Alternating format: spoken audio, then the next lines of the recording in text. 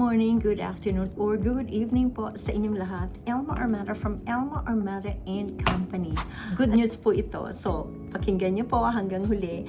Alam niyo po, nakalimutan ko mag-greet talaga. Happy September. Alam niyo naman po, pag September, bare months na po.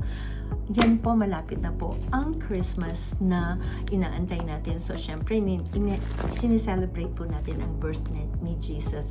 So, alam niyo po, ngayong September, as a token of our appreciation sa mga followers po namin dito, very grateful po ako talaga sa inyong lahat for always following us and trusting us. Alam niyo po, napakadami po nating followers, kaya sobra pong saya. And of course, naipangako ko po na ibibigay ko po, ibabalik ko po sa inyo ang blessings na natatanggap po natin dito sa FB. Alam niyo po, matagal na po, dapat talaga ito. So, babawi po ako sa inyo ngayon.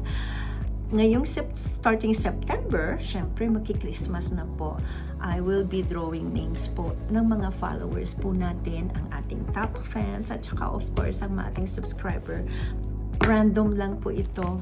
As a token of my appreciation, makakatanggap po kayo, pag na-draw ko po kayo, makakatanggap po kayo ng box from me. Regalo po namin sa inyo yan since magpapasko na po. So, aagahan po natin ng konti yan. So, watch out lang po. I will start messaging you kung mabunot ko po kayo. Every week po natin to gagawin. I will draw a few names and then hanggang kung saan po tayo. Again, thank you for everything, for following us. So, keep on following. Baka malay nyo, mabunit po kayo dito. So, I just wanted to give back what I am receiving. So, sa inyo ko po yun ipapasa.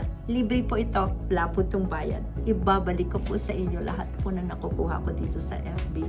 So, thank you for always following. Alam niyo po, ang isa pa pong maganda pong balita is of course, thank you so much dito sa mga work permit na na-receive namin. So, lahat po na nga nakakuha ng work permit. Ito na po ang mga work permit nyo. Napakadami po. O, ayan.